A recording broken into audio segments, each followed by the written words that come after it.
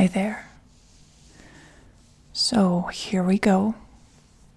Here's the big reveal. It is the Queen of Cups that we were talking about. So I wonder how many of you have guessed it right. Obviously, I'm making the second part of the video at the same time as recording the first one, so I don't know what happened in between. But anyway, the Queen of Cups, she's quite a powerful card. There's so much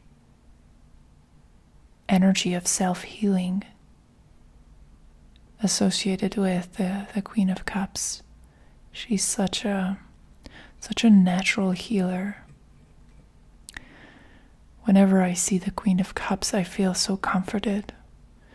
And it's interesting that when I was thinking about strength and weakness, I think her strength and her weakness are pretty much the same thing. She has enormous amounts of empathy, and that empathy can,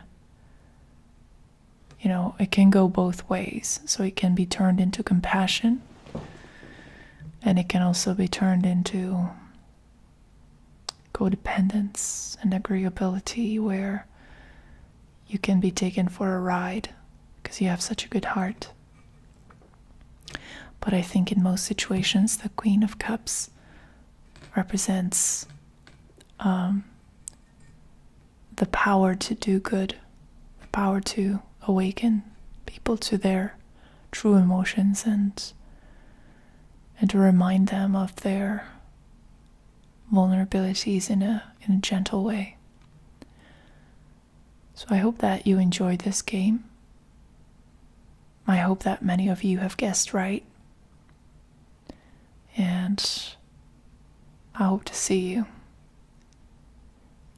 in our next reading. Bye bye.